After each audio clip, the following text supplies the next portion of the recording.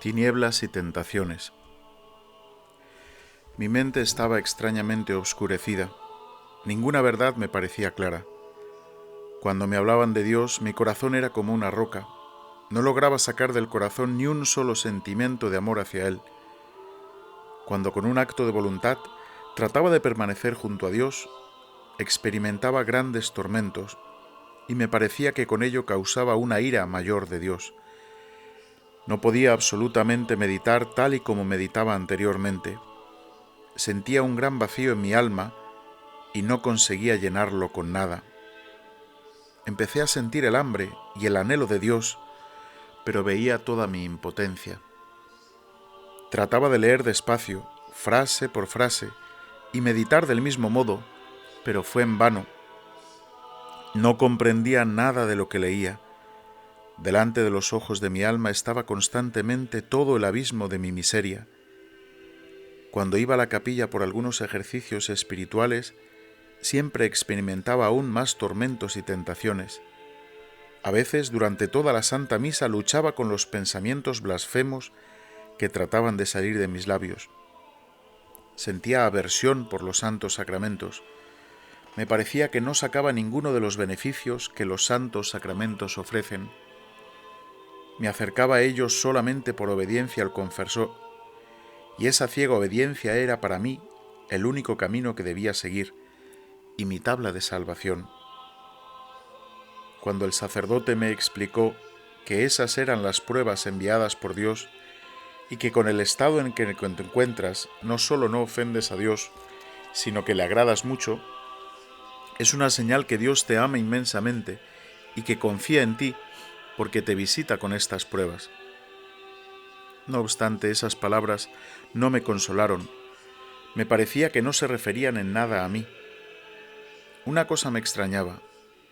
A veces, cuando sufría enormemente, en el momento de acercarme a la confesión, de repente todos esos terribles tormentos cesaban. Pero cuando me alejaba de la rejilla, todos esos tormentos volvían a golpearme con mayor furia. Entonces me postraba delante del Santísimo Sacramento y repetía estas palabras: aunque me mates, yo confiaré en ti. Me parecía que agonizaba en aquellos dolores. El pensamiento que más me atormentaba era que yo era rechazada por Dios. Luego venían otros pensamientos. ¿Para qué empeñarme en las virtudes y en buenas obras? ¿Para qué mortificarme y anonadarme? ¿Para qué hacer votos? ¿Para qué rezar? ¿Para qué santificarme e inmolarme? ¿Para qué ofrecerme como víctima en cada paso? ¿Para qué, si ya soy rechazada por Dios? ¿Para qué estos esfuerzos? Y aquí solamente Dios sabe lo que ocurría en mi corazón. Terriblemente atormentada por estos sufrimientos, entré en la capilla y de la profundidad de mi alma dije estas palabras: haz conmigo, Jesús, lo que te plazca. Yo te adoraré en todas partes y que se haga en mí tu voluntad. Oh Señor y Dios mío, yo glorificaré tu infinita misericordia. Después de este acto de sumisión, cesaron estos terribles tormentos. De repente vi a Jesús que me dijo: yo estoy siempre en tu corazón. Un gozo inconcebible inundó mi alma y llenó de gran amor de Dios que inflamó mi pobre corazón. Veo que Dios nunca permite sufrimientos por encima de lo que podemos soportar. No temo nada. Si manda al alma grandes tribulaciones, la sostiene con una gracia aún mayor, aunque no la notamos para nada. Un solo acto de confianza en tal momento da más gloria a Dios que muchas horas pasadas en el gozo de consolaciones durante la oración. Ahora veo que si Dios quiere mantener a un alma en la oscuridad, no la iluminará ningún libro ni confesor. Oh María, Madre y Señora mía, te ofrezco mi alma y mi cuerpo, mi vida y mi muerte, y todo lo que vendrá después de ella. Pongo todo en tus manos, oh mi Madre. Cubre mi alma con tu manto virginal, y concédeme la gracia de la pureza de corazón alma y cuerpo. Con tu poder defiéndeme de todo enemigo, especialmente de aquellos que esconden su malicia bajo una máscara de virtud. Oh espléndida Azucena, tú eres mi espejo, oh mi madre. Jesús divino prisionero, cuando considero tu amor y cómo te has anonadado por mí, mis sentidos desfallecen. Encubres tu majestad inconcebible y te humillas rebajándote a mí, un ser miserable. Oh Rey de la Gloria, aunque ocultas tu hermosura, el ojo de mi alma desgarra el velo. Veo a los coros de ángeles que te honran incesantemente y a todas las potencias celestiales que te alaban sin cesar y que te dicen continuamente: Santo, Santo, Santo. Oh, ¿quién comprenderá tu amor y tu misericordia insondable hacia nosotros? Oh prisionero del amor, encierro mi pobre corazón en este tabernáculo para adorarte sin cesar día y noche. No sé de ninguna objeción a esta adoración, y aunque estoy físicamente lejos de ti, mi corazón está siempre contigo. Nada puede impedir mi amor hacia ti. No existe ningún obstáculo para mí. Oh Jesús, te consolaré por todas las ingratitudes, por todas las blasfemias, por la tibieza, por el odio de los impíos, por los sacrilegios. Oh Jesús, deseo arder como víctima pura y anonadada delante del trono de tu escondite. Te ruego incesantemente por los pecadores agonizantes. Oh Santa Trinidad, Dios uno e indivisible, bendito seas por este gran regalo y testamento de misericordia. Oh Jesús mío, para compensarte por los blasfemos, callaré cuando me reprendan injustamente, para satisfacerte, aunque sea en una pequeña parte. En mi alma te estoy cantando continuamente un himno, y nadie lo puede sospechar ni entender. El canto de mi alma lo conoces solo tú, oh Creador y Señor mío. No me dejaré arrebatar por el trabajo hasta el punto de olvidarme de Dios. Pasaré todos los momentos libres a los pies del Maestro, oculto en el Santísimo Sacramento. Él me enseña desde los años más tiernos. Escribe esto: antes de venir como el juez justo, vengo como el Rey de misericordia. Antes de que llegue el día de la justicia, les será dado a los hombres este signo en el cielo. Se apagará toda luz en el cielo y habrá una gran oscuridad en toda la tierra. Entonces en el cielo aparecerá el signo de la cruz, y de los orificios donde fueron clavadas las manos y los pies del Salvador saldrán grandes luces que durante algún tiempo iluminarán la tierra. Eso sucederá poco tiempo antes del último día. Oh sangre y agua que brotaste del corazón de Jesús como una fuente de misericordia para nosotros, en ti confío.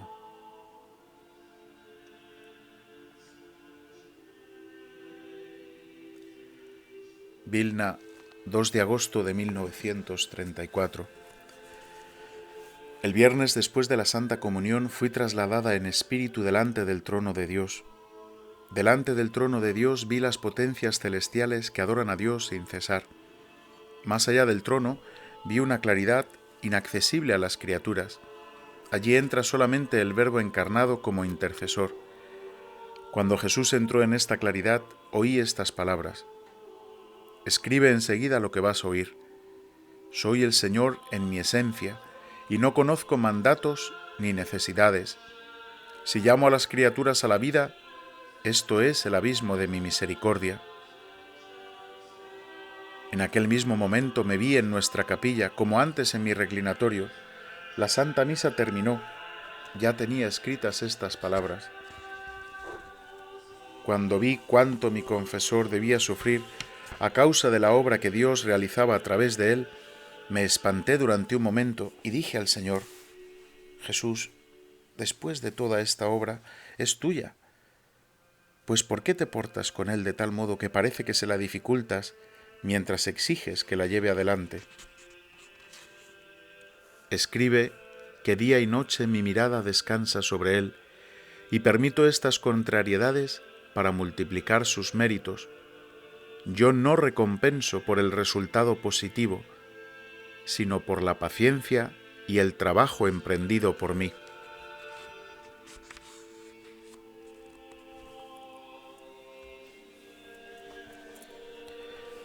Vilna, 26 de octubre de 1934, viernes. Cuando iba con las alumnas de la huerta a cenar, eran las 6:10. Vi al Señor Jesús encima de nuestra capilla, bajo la misma apariencia que tenía cuando lo había visto por primera vez, tal y como está pintado en esta imagen. Esos dos rayos que salían del corazón de Jesús envolvieron nuestra capilla y la enfermería, y después toda la ciudad, y se extendieron sobre el mundo entero. Eso duró quizás unos 4 minutos, y desapareció. Una de las jovencitas que estaba junto a mí, un poco detrás de las otras, también vio esos rayos, pero no vio a Jesús, ni vio de dónde esos rayos salían. Quedó muy impresionada y lo contó a otras muchachas. Las muchachas empezaron a reírse de ella, diciendo que fue una alucinación, o tal vez la luz de un aeroplano. Pero ella se obstinaba fuertemente en su opinión y decía que nunca en su vida había visto tales rayos. Cuando las jovencitas le reprochaban que a lo mejor era un reflector, ella contestó que conocía la luz del reflector. Rayos como aquellos nunca los había visto. Después de la cena, esa muchacha se dirigió a mí y me dijo que esos rayos la habían impresionado tanto que no conseguía calmarse. Habría hablado continuamente de ello, sin embargo, no vio al Señor Jesús. Y me recordaba esos rayos sin cesar, poniéndome así en cierta dificultad, dado que no le podía decir que había visto al Señor Jesús. Oré por esa querida alma, pidiendo que el Señor le concediera las gracias que ella tanto necesitaba. Mi corazón se alegró porque Jesús mismo se hace conocer en su obra, aunque por ese motivo tuve grandes disgustos. No obstante, por Jesús se puede soportar todo.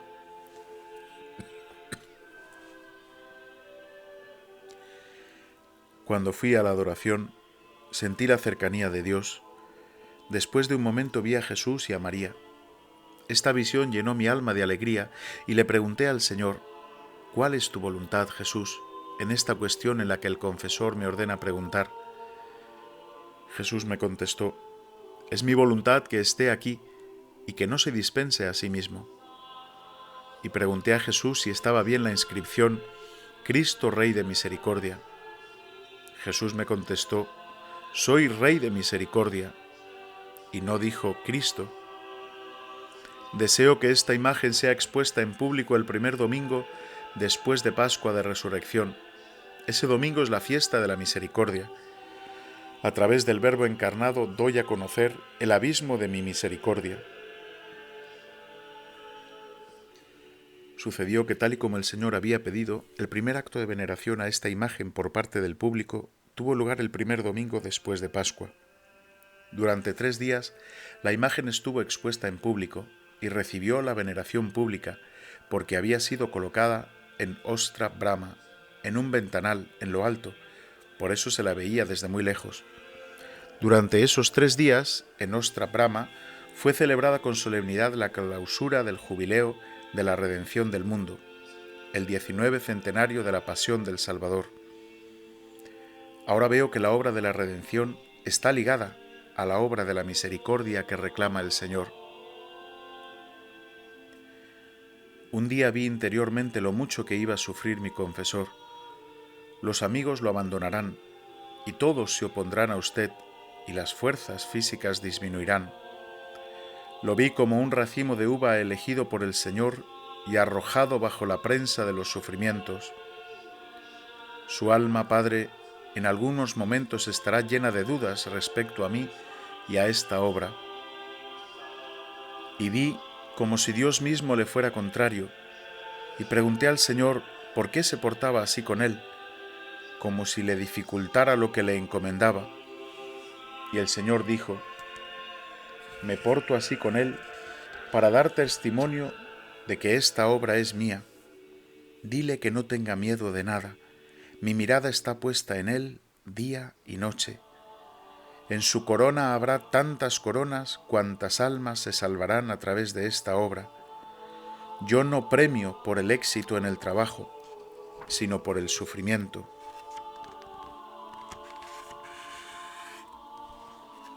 Jesús mío, tú solo sabes cuántas persecuciones sufro, y solamente porque te soy completamente fiel a ti y a tus órdenes. Tú eres mi fuerza. Apóyame para que siempre cumpla con fidelidad todo lo que exiges de mí. Yo por mí misma no puedo hacer nada, pero si tú me apoyas, todas las dificultades son nada para mí. Oh Señor, veo que desde el primer momento en que mi alma recibió la capacidad de conocerte, mi vida es una lucha continua y cada vez más violenta. Cada mañana durante la meditación me preparo para la lucha de todo el día y la Santa Comunión es mi garantía de que venceré. Y así sucede. Temo el día en que no tenga la Santa Comunión. Este pan de los fuertes me da toda la fuerza para continuar esta obra y tengo el valor de cumplir todo lo que exige el Señor. El valor y la fortaleza que están en mí no son míos, sino de quien habita en mí, la Eucaristía. Jesús mío, qué grandes son las incomprensiones. A veces, si no tuviera la Eucaristía, no tendría la fuerza para seguir el camino que me has indicado. La humillación es mi alimento cotidiano. Comprendo que la esposa acepta todo lo que le atañe a su esposo, por eso la vestimenta del desprecio que lo ha cubierto a él debe cubrirme a mí también.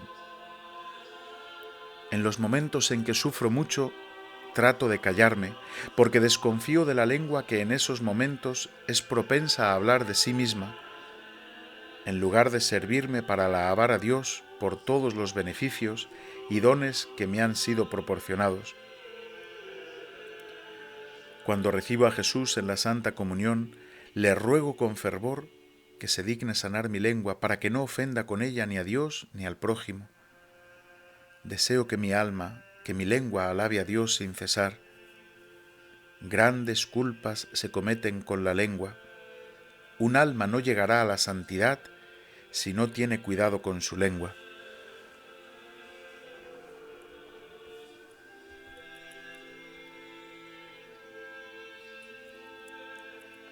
Resumen del Catecismo de los votos religiosos.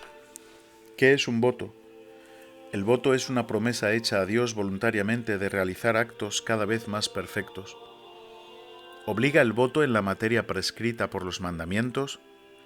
Sí, realizar un acto en la materia prescrita por los mandamientos tiene doble valor y dobles méritos, mientras que descuidarlo es un delito doble y una maldad, porque si se quebranta un voto, entonces al pecado contra el mandamiento se agrega el pecado de sacrilegio. ¿Por qué los votos religiosos tienen tan alto valor? Porque constituyen el fundamento de la vida religiosa, aprobada por la Iglesia, en la que los miembros unidos en una comunidad religiosa se comprometen a tender incesantemente a la perfección por medio de los 3 votos religiosos de pobreza, castidad y obediencia, según la regla de la congregación. ¿Qué significa tender hacia la perfección? Tender hacia la perfección significa que el estado religioso por sí solo no exige la perfección ya adquirida, sino que obliga, bajo la pena de pecado, a un trabajo diario para alcanzarla.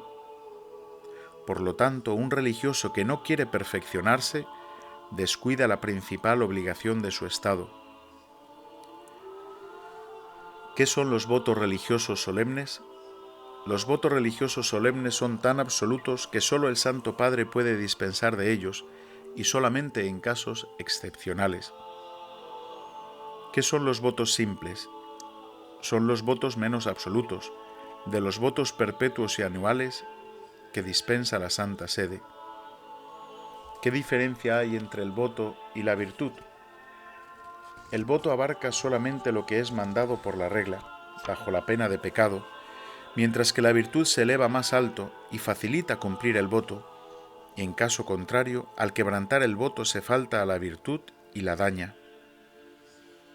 ¿A qué comprometen los votos religiosos?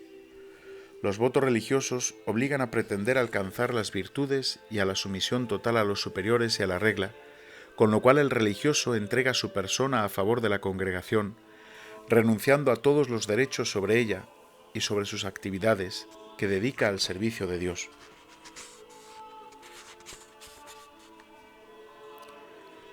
El voto de pobreza. El voto de pobreza es una renuncia voluntaria al derecho de propiedad o de su uso para agradar a Dios. ¿A qué objeto se refiere el voto de pobreza?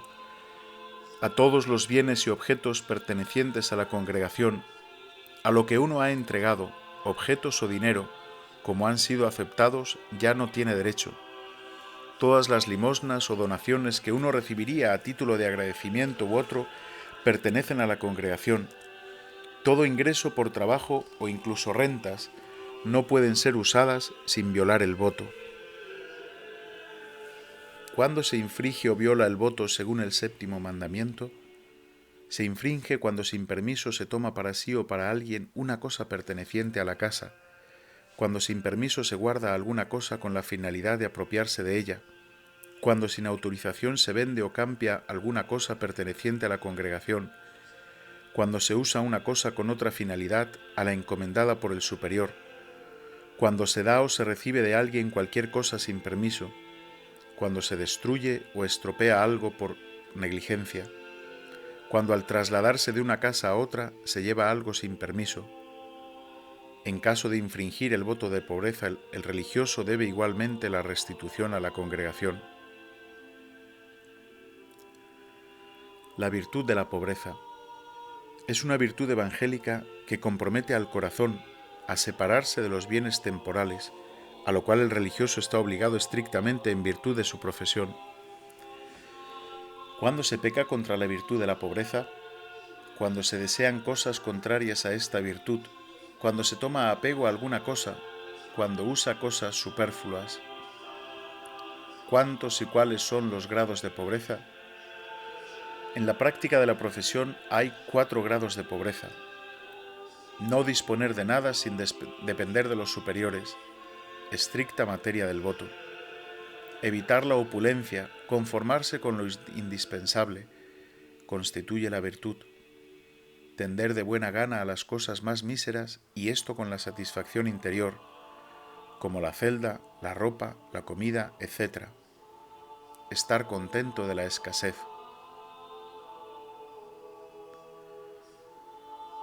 El voto de castidad. ¿A qué obliga este voto? A renunciar al matrimonio y a evitar todo lo que está prohibido por el 6º y el 9º mandamientos.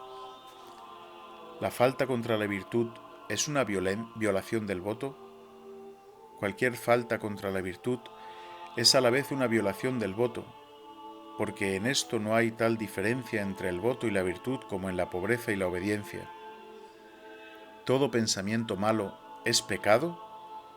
No todo pensamiento malo es pecado, pero llega a serlo solamente cuando a la reflexión de la mente se una la conformidad de la voluntad y el consentimiento. Además de los pecados contra la castidad, ¿hay algo más que perjudica la virtud? La virtud se ve perjudicada por la falta de control de los sentidos de la imaginación y de los sentimientos, la familiaridad y las amistades sentimentales. ¿Cuáles son los métodos para conservar la virtud? Combatir las tentaciones interiores con la presencia de Dios y además luchar sin temor. En cuanto a las tentaciones exteriores, evitando las ocasiones. En total, hay 7 métodos principales. El primero, la guarda de los sentidos, y luego evitar las ocasiones, evitar el ocio, alejar prontamente las tentaciones, evitar cualquier amistad y especialmente las particulares, cultivar el espíritu de mortificación, revelar las tentaciones al confesor. Además, hay 5 medios para conservar la virtud: la humildad, el espíritu de oración, la observancia de la modestia, la fidelidad a la regla, una devoción sincera a la Santísima Virgen María.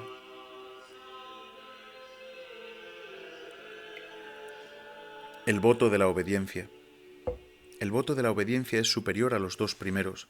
ya que en realidad es el que constituye el holocausto, y es el más necesario porque forma y mantiene en vida toda la estructura religiosa.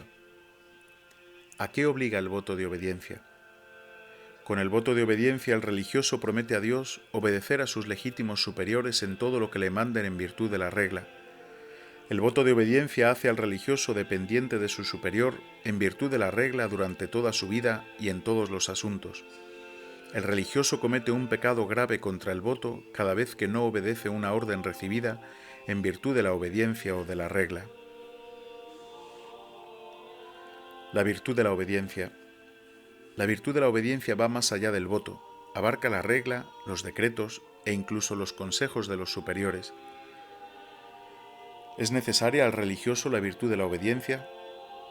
La virtud de la obediencia es tan necesaria al religioso que aunque obrase bien, pero en contra de la obediencia, sus actos se convertirían en malos o sin mérito. ¿Se puede pecar gravemente contra la virtud de la obediencia? Se peca gravemente si se desprecia la autoridad o la orden del superior, si de la desobediencia resulta un daño espiritual o temporal para la congregación. ¿Qué faltas ponen en peligro el voto? Los prejuicios y antipatías hacia el superior, murmuraciones y críticas, la holgazanería y la negligencia. Los grados de obediencia. Ejecución solícita y total. La obediencia de la voluntad, cuando la voluntad impulsa al intelecto a someterse a la opinión del superior. San Ignacio da además 3 métodos que facilitan la obediencia. Siempre ver a Dios en el superior, cualquiera que sea. Justificar interiormente la orden o la opinión del superior. Aceptar cada orden como si fuera de Dios, sin discutir y sin reflexionar. El medio general, la humildad. No hay nada difícil para una persona humilde. Oh Señor mío, incendia mi amor hacia ti, para que entre tormentas, sufrimientos y pruebas no desfallezca mi espíritu. Tú ves que débil soy yo. El amor lo puede todo. Un conocimiento más profundo de Dios y el terror del alma. Al principio Dios se hace conocer como santidad y justicia, bondad, es decir, misericordia. El alma no conoce todo eso a la vez, sino singularmente en relámpagos, es decir, en los acercamientos de Dios. Eso no dura mucho tiempo porque no podría soportar esta luz. Durante la oración, el alma recibe un relámpago de esta luz que le imposibilita orar al alma como hasta entonces. Puede esforzarse cuanto quiera y esforzarse a orar como antes, todo en vano. Se hace absolutamente imposible continuar rezando como se rezaba antes de recibir esta luz. La luz que tocó el alma es viva en ella y nada la puede extinguir ni obscurecer. Este relámpago de conocimiento de Dios arrastra su alma e incendia el amor hacia Él, pero a la vez este mismo relámpago permite al alma conocer lo que es, y ella ve todo su interior en una luz superior y se levanta horrorizada y asustada. Sin embargo, no permanece en aquel espanto, sino que empieza a purificarse y humillarse, postrarse ante el Señor, y estas luces se hacen más fuertes y más frecuentes. Cuanto más cristalina se hace el alma, tanto más penetrantes son estas luces. Sin embargo, si el alma ha respondido fiel y resueltamente a estas primeras gracias, Dios la llena con sus consuelos y se entrega a ella de modo sensible. Entonces el alma entra casi en relación de intimidad con Dios y se alegra enormemente. Piensa que ya ha alcanzado el grado designado de perfección, ya que los errores y los defectos están dormidos en ella, y piensa que ya no los tiene. Nada le parece difícil, está preparada para todo. Empieza a sumergirse en Dios y a disfrutar de las delicias de Dios. Es llevada por la gracia y no se da cuenta en absoluto de que puede llegar el momento de la prueba y de la lucha. Y en realidad, este estado no dura mucho tiempo. Llegarán otros momentos, pero debo mencionar que el alma responde con más fidelidad a la gracia de Dios si tiene un confesor experimentado a quien confía todo. Pruebas enviadas por Dios a un alma particularmente amada, tentaciones y oscuridades, Satanás. El amor del alma no es todavía como Dios lo desea. De repente el alma pierde la presencia de Dios. Se manifiestan en ella distintas faltas y errores con los cuales tiene que llevar a cabo una lucha encarnizada. Todos los errores levantan la cabeza, pero su vigilancia es grande. En el lugar de la anterior presencia de Dios ha entrado la aspereza y la sequía espiritual. No encuentra satisfacción en los ejercicios espirituales. No puede rezar, ni como antes, ni como oraba ahora. Lucha por todas partes y no encuentra satisfacción. Dios se le ha escondido y ella no encuentra satisfacción en las criaturas, y ninguna criatura sabe consolarla. El alma desea a Dios apasionadamente, pero ve su propia miseria, empieza a sentir la justicia de Dios. Ve como si hubiera perdido todos los dones de Dios, su mente está como nublada, la oscuridad envuelve toda su alma, empieza un tormento inconcebible. El alma ha intentado presentar su estado al confesor, pero no ha sido comprendida. Se hunde en una inquietud aún mayor. Satanás comienza su obra. La fe queda expuesta al fuego, la lucha es dura, el alma hace esfuerzos, persevera junto a Dios con un acto de voluntad. Con el permiso de Dios, Satanás sigue más adelante, la esperanza y el amor están puestos a prueba. Estas tentaciones son terribles. Dios sostiene al alma ocultamente, ella no lo sabe, ya que de otra forma no podría resistir. Y Dios sabe lo que puede mandar al alma. El alma es tentada de incredulidad respecto a las verdades reveladas, a la falta de sinceridad frente al confesor. Satanás le dice: mira, nadie te comprenderá, ¿para qué hablar de todo esto? En sus oídos suenan las palabras de las cuales ella queda aterrorizada y le parece que las pronuncia contra Dios. Ve lo que no le gustaría ver, oye lo que no quiere oír, y es terrible no tener en tales momentos al confesor experto. Ella soporta sola todo el peso, pero dentro de lo que está en su poder, debe buscar a un confesor bien informado, porque puede quebrarse bajo este peso, y ocurre con frecuencia que está al borde del abismo. Todas estas pruebas son duras y difíciles. Dios no las da a un alma que anteriormente no haya sido admitida a una comunión más profunda con Él y no haya disfrutado de las dulzuras del Señor. Y también Dios tiene en eso sus fines insondables para nosotros. Muchas veces Dios prepara de modo semejante al alma a los designios futuros y a grandes obras, y quiere probarla como oro puro, pero este no es todavía el fin de la prueba. Existe todavía la prueba de las pruebas, esto es, sentir el rechazo total por parte de Dios.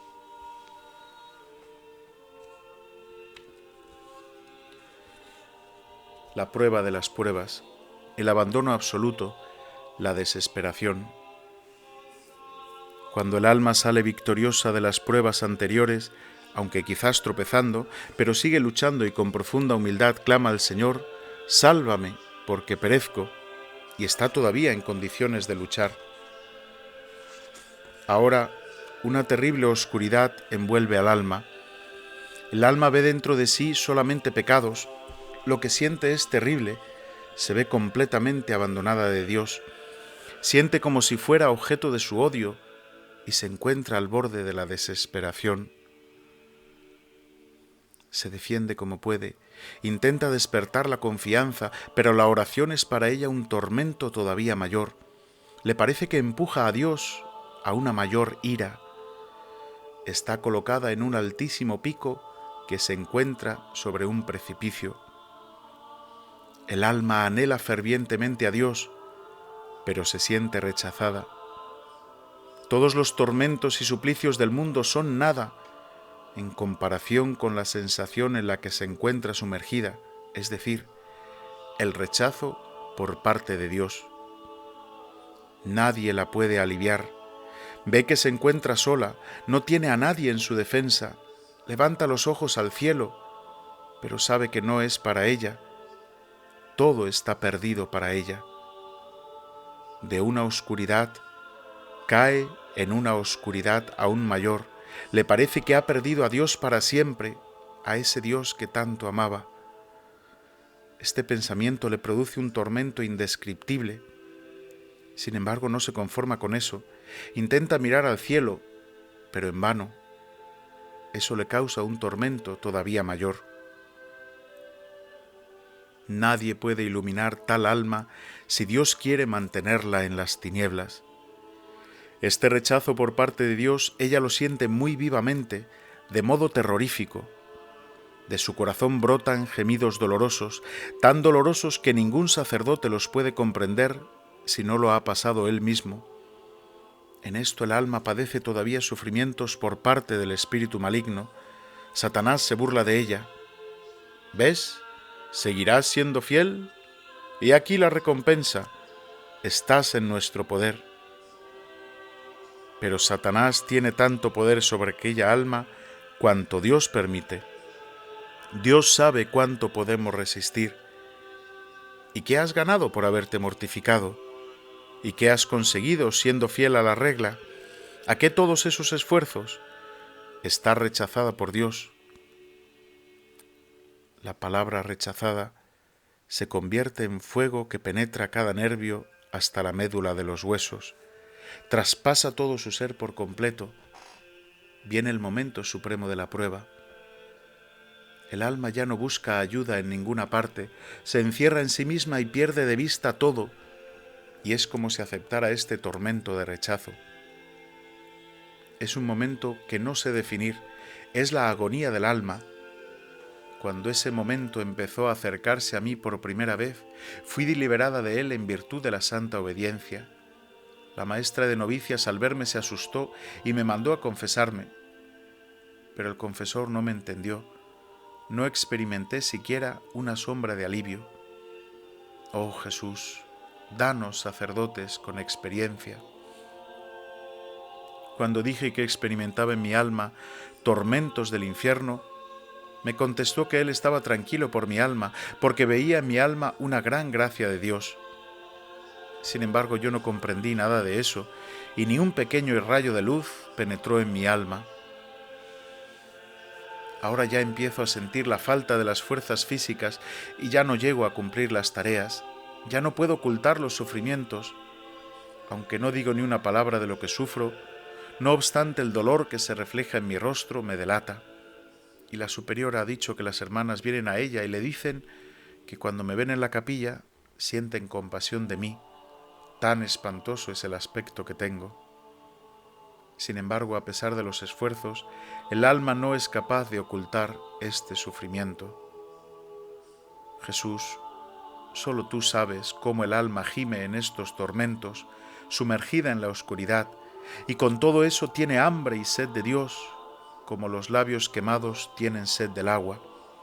Muere y aridece, muere de una muerte sin morir, es decir, no puede morir. Sus esfuerzos son nada, está bajo una mano poderosa. Ahora su alma pasa bajo el poder del justo. Cesan todas las tentaciones externas, calla todo lo que la rodea. Como un moribundo, pierde la percepción de lo que tiene alrededor. Toda su alma está recogida bajo el poder del justo y 3 veces santo Dios. Rechazada por la eternidad. Este es el momento supremo y solamente Dios puede someter un alma a tal prueba, porque solo Él sabe que el alma es capaz de soportarla. Cuando el alma ha sido compenetrada totalmente por este fuego infernal, cae en la desesperación. Mi alma experimentó este momento cuando estaba sola en la celda. Cuando el alma comenzó a hundirse en la desesperación, sentí que estaba llegando mi agonía. Entonces cogí un pequeño crucifijo y lo estreché fuertemente en la mano. Sentí que mi cuerpo iba a separarse del alma, y aunque deseaba ir a los superiores, no tenía ya las fuerzas físicas. Pronuncié las últimas palabras: confío en tu misericordia. Y me pareció que había impulsado a Dios a una ira aún mayor, y me hundí en la desesperación, y solamente de vez en cuando de mi alma irrumpía un gemido doloroso, un gemido sin consuelo. el alma en la agonía, y me parecía que ya me quedaría en este estado porque no habría salido de él con mis propias fuerzas.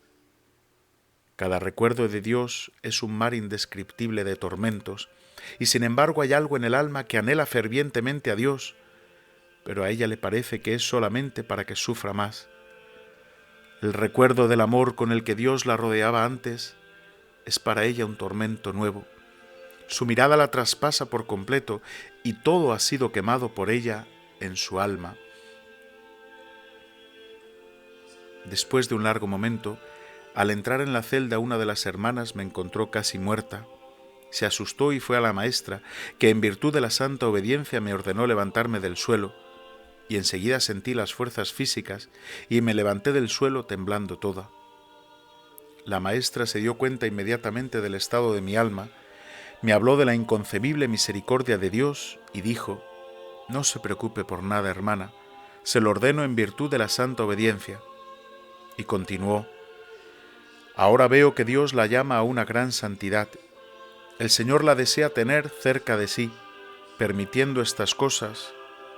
Sea fiel a Dios, hermana, porque esto es una señal de que la quiere tener en lo alto del cielo». Pero yo no entendí nada de estas palabras. Al entrar en la capilla sentí como si todo se hubiera alejado de mi alma, como si yo hubiera salido recientemente de la mano de Dios. Sentí que mi alma era intangible, que yo era una niña pequeña. De repente vi interiormente al Señor, quien me dijo: «No tengas miedo, hija mía, yo estoy contigo». En aquel mismo momento desaparecieron todas las tinieblas y los tormentos, los sentidos fueron inundados de una alegría inconcebible, las facultades del alma colmadas de luz. Quiero decir también que aunque mi alma ya estaba bajo los rayos de su amor, no obstante las huellas del suplicio soportado quedaron en mi cuerpo 2 días más. El rostro pálido como el de una muerta y los ojos inyectados de sangre. Solo Jesús sabe lo que sufrí. Comparado con la realidad, es pálido lo que he escrito. No sé expresarlo, me parece que he vuelto del más allá. Siento aversión a todo lo que está creado. Me abrazo al corazón de Dios como el niño recién nacido al pecho de su madre. Miro todo con ojos distintos. Estoy consciente de lo que el Señor ha hecho en mi alma con una palabra. De esto vivo. El recuerdo del martirio sufrido me da escalofríos. No hubiera creído que es posible sufrir tanto si yo mismo no la hubiera pasado. Es un sufrimiento totalmente espiritual. Sin embargo, en todos estos sufrimientos y combates no abandoné la Santa Comunión. Cuando me parecía que no debía recibirla, entonces iba a ver a la maestra y le decía que no podía ir a la Santa Comunión, que me parecía que no debía recibirla. Sin embargo, ella no me permitía abandonar la Santa Comunión, y yo iba a recibirla, y me daba cuenta de que solo la obediencia me había salvado. La maestra misma me dijo después que estas experiencias habían pasado pronto solamente porque usted, hermana, fue obediente.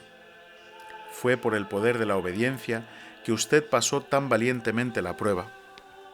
Es verdad que el Señor mismo me liberó de este suplicio, pero la fidelidad a la obediencia le agradó.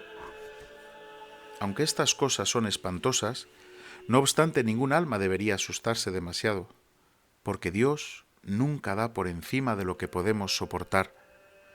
Y por otra parte, quizá nunca nos dé a nosotros suplicios semejantes, y lo escribo porque si el Señor quiere llamar a un alma a través de tales sufrimientos, que no tenga miedo, sino que sea fiel a Dios en todo lo que depende de ella.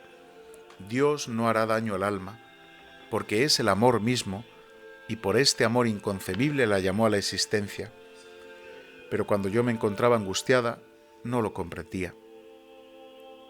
Oh Dios mío, he conocido que no soy de esta tierra, el Señor me lo ha inculcado en mi alma en alto grado. Estoy presente más en el cielo que en la tierra, aunque no descuido en nada mis deberes. En esos momentos no tenía al director espiritual y no conocía ninguna dirección. Rogaba al Señor, pero no me daba ningún director. Jesús mismo es mi maestro desde la niñez hasta ahora. Me ha conducido a través de todas las selvas y todos los peligros. Veo claramente que solamente Dios pudo llevarme por un peligro tan grande sin ningún daño ni perjuicio, y mi alma quedó intacta y vencía siempre todas las dificultades que eran inimaginables. Sin embargo, el Señor me dio el director, pero más tarde.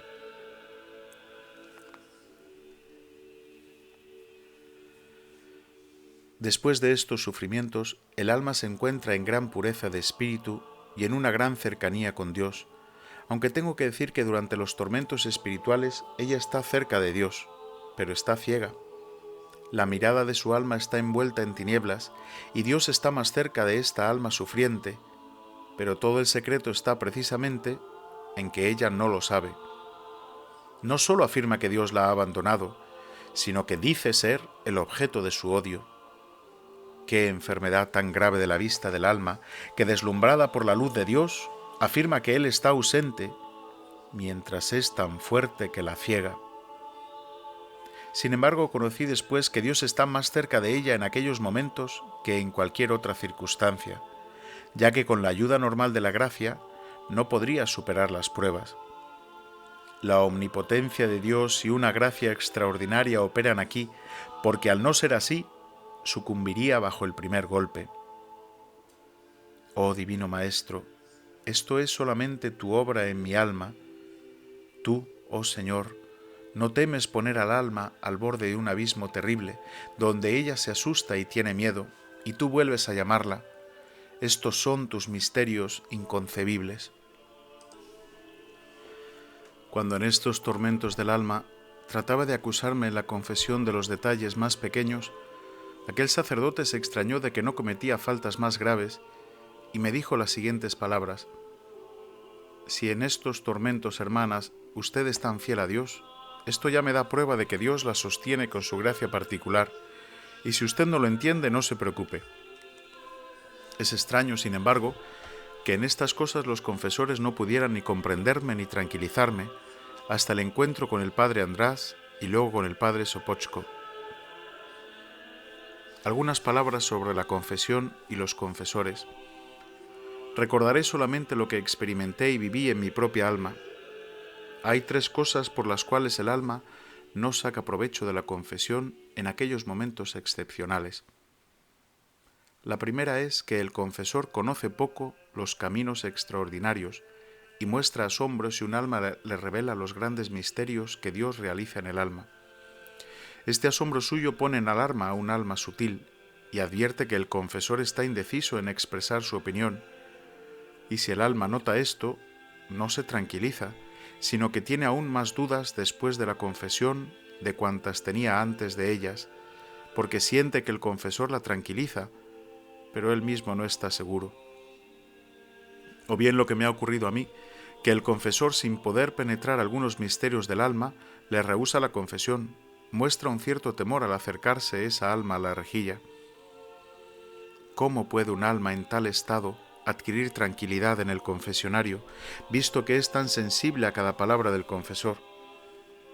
Según mi parecer, en estos momentos de visitas especiales de Dios en el alma, si el sacerdote no la entiende, debería referirla a un confesor con experiencia y conocimiento, o él mismo adquirir luces para dar al alma lo que ella necesita, y no rehusarle simplemente la confesión, porque de este modo la expone a un gran peligro, y más de un alma puede abandonar el camino en el cual Dios quería tenerla de modo particular. Es una cosa de gran importancia, porque yo misma lo experimenté, esto es, que ya empezaba a vacilar, a pesar de estos singulares dones de Dios. Aunque Dios mismo me tranquilizaba, no obstante deseaba siempre tener el sello de la Iglesia. La segunda cosa es que el confesor no permite expresarse sinceramente, manifiesta impaciencia. El alma entonces se calla y no dice todo, y por lo tanto no saca provecho, y tanto menos saca provecho cuando sucede que el confesor empieza a someter al alma a pruebas, y sin conocerla, en vez de ayudarle, le hace daño. Y eso porque ella sabe que el confesor no la conoce, dado que no le ha permitido revelarse completamente en cuanto a las gracias ni tampoco en cuanto a la miseria, pues la prueba no es apropiada. Tuve algunas pruebas de las cuales me reí. Expresaré mejor esto con las palabras de que el confesor es el médico del alma, y cómo el médico, sin conocer la enfermedad, puede dar una medicina apropiada. Nunca, porque no tendrá ningún efecto deseado, o le recetará demasiado fuerte y agravará la enfermedad, y a veces Dios no lo quiera, puede provocar la muerte, porque es demasiado fuerte. Lo digo por experiencia, que en algunos casos fue Dios mismo que me sostenía. La tercera cosa es que a veces el confesor da poca importancia a las cosas pequeñas. En la vida espiritual no hay nada pequeño. A veces una cosa aparentemente pequeña descubre algo de gran importancia, y para el confesor es un haz de luz para conocer al alma. Muchos matices espirituales se esconden en cosas pequeñas. No se levantará jamás un magnífico edificio si tiramos los ladrillos pequeños. De ciertas almas, Dios exige una gran pureza, pues les envía un conocimiento más profundo de la miseria. Iluminadas con la luz que viene de lo alto, conocen mejor lo que agrada a Dios y lo que no le agrada. El pecado es según el conocimiento y la luz del alma, lo mismo también las imperfecciones, aunque ella sabe que lo que se refiere estrictamente al sacramento es el pecado. Pero estas pequeñas cosas tienen una gran importancia en la aspiración a la santidad, y el confesor no las puede menospreciar. La paciencia y la benevolencia del confesor abren el camino a los más profundos secretos del alma. El alma casi inconscientemente revela la profundidad abismal y se siente más fuerte y más resistente. Ahora lucha con más valor, hace más esfuerzos, porque sabe que debe rendir cuenta de ello. Recordaré una cosa más respecto al confesor. En ocasiones tiene que experimentar, tiene que poner a prueba, tiene que ejercitar, tiene que conocer si está tratando con la paja o con el hierro, o con el oro puro. Cada una de estas tres almas necesita ejercitarse de un modo diferente. El confesor debe necesariamente formarse una opinión clara de cada una para saber lo que puede soportar en determinados momentos, circunstancias y casos. En cuanto a mí, después de muchas experiencias, cuando me di cuenta de no ser comprendida, no revelaba mi alma y no turbaba mi tranquilidad. Pero esto sucedió solo desde el momento en que todas estas gracias estaban bajo el juicio del confesor con discernimiento, instruido y con experiencia. Ahora sé cómo comportarme en ciertos casos. Y deseo nuevamente decir tres palabras al alma que desea decididamente tender hacia la santidad y obtener frutos, es decir, provechos de la confesión. La primera, total sinceridad y apertura. El más santo y más sabio confesor no puede infundir por la pureza en el alma lo que él desea si el alma no es sincera y abierta. El alma insincera, cerrada, se expone a un gran peligro en la vida espiritual, y el Señor Jesús mismo no se ofrece a tal alma de modo superior, porque sabe que ella no sacaría ningún provecho de estas gracias particulares. La segunda palabra, la humildad. El alma no saca el debido provecho del sacramento de la confesión si no es humilde. La soberbia mantiene al alma en la oscuridad. Ella no sabe y no quiere penetrar exactamente en lo profundo de su miseria. Se enmascara y evita todo lo que la debería sanar. La tercera palabra es la obediencia. El alma desobediente no conseguirá ninguna victoria, aunque el Señor Jesús mismo la confiese directamente. El más experto confesor no ayudará en nada a tal alma.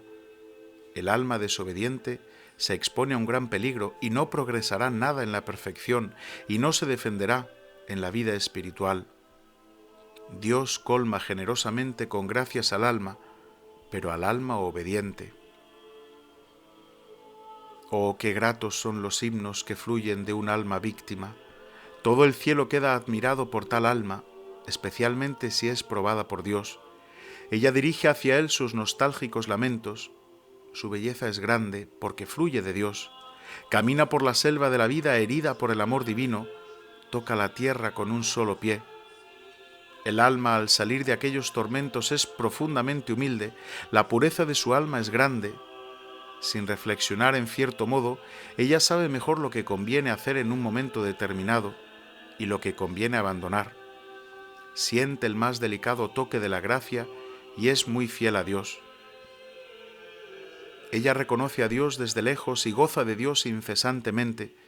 En muy poco tiempo descubre a Dios en las almas de otras personas y en general a su alrededor. El alma es purificada por Dios mismo. Dios, como puro espíritu, introduce al alma en la vida puramente espiritual. Dios mismo primero preparó y purificó a esta alma, es decir, la hizo capaz para una estrecha convivencia con Él. De modo espiritual ella está en la comunión con el Señor, en un descanso de amor. Habla con el Señor sin uso de los sentidos. Dios llena al alma con su luz. Su mente, iluminada, ve claramente y distingue los grados en esta vida espiritual. Ve cómo se unía a Dios de un modo imperfecto, cuando participaban los sentidos y la espiritualidad estaba unida a los sentidos, aunque de una manera ya superior y en especial, no obstante imperfecta. Existe la unión con el Señor superior y más perfecta, es decir, la intelectual. Aquí el alma se ve más protegida de las ilusiones, su espiritualidad es más profunda y más pura. En una vida donde intervienen los sentidos, uno está más expuesto a las ilusiones. Debería ser mayor la prudencia de ella misma y de los confesores.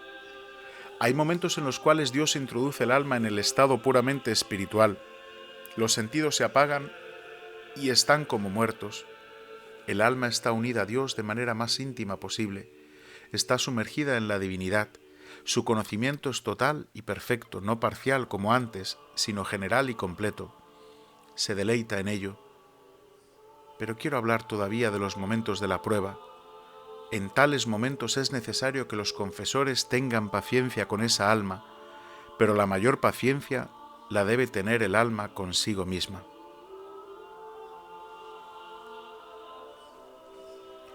Oh Jesús mío, tú sabes lo que experimenta mi alma al recordar aquellos tormentos.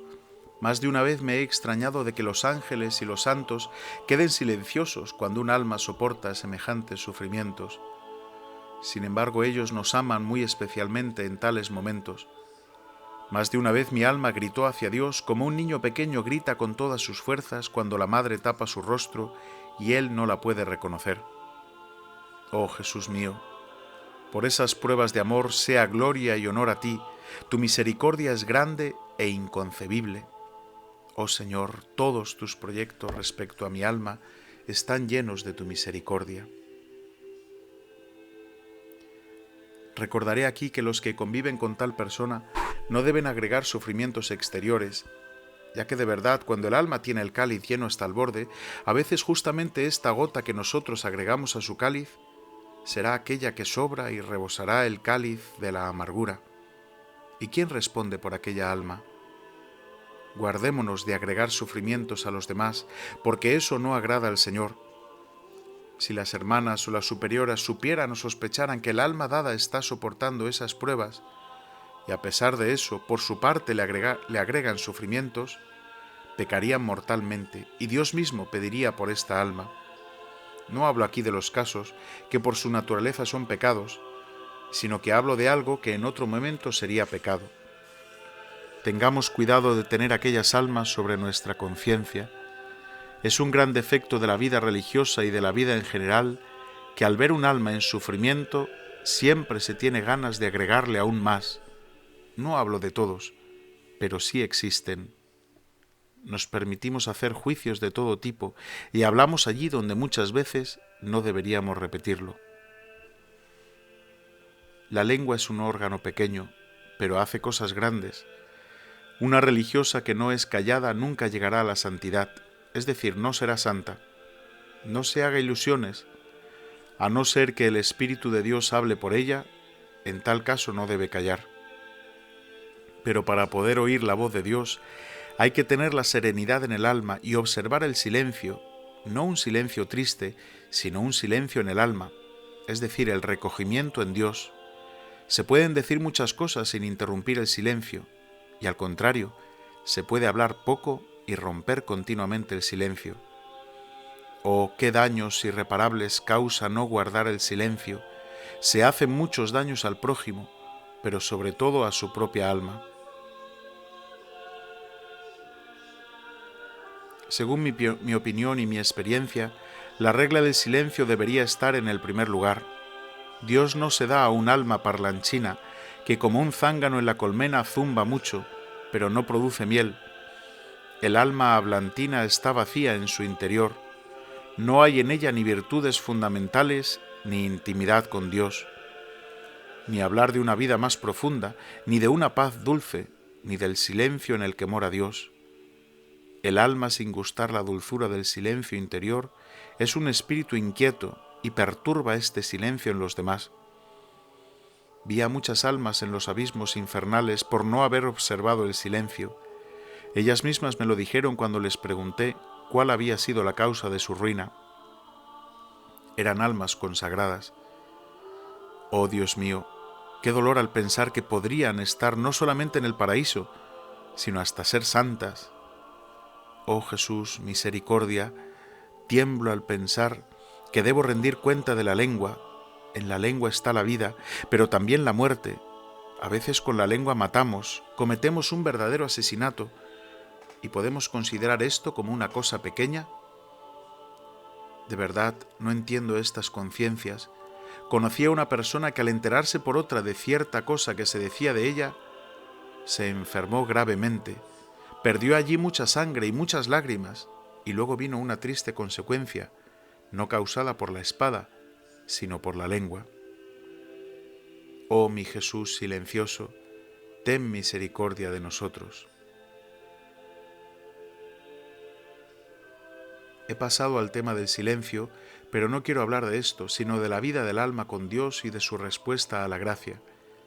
Cuando el alma ha sido purificada y el Señor está en relación de intimidad con ella, ahora se concentra toda la fuerza del alma en tender hacia Dios, pero ella de por sí no puede nada. Aquí solamente Dios arregla todo. El alma lo sabe y está consciente de ello. Ella vive todavía en el destierro y comprende bien que puede haber todavía días nublados y lluviosos, pero ella debe mirar todo esto con la actitud distinta a la mantenida hasta ahora. No se refugia en una paz engañosa, sino que se dispone a la lucha. Ella sabe que es de la estirpe guerrera. Ahora se da cuenta mejor de todo. Ella sabe que es de la estirpe real. Todo lo grande y lo santo la concierne.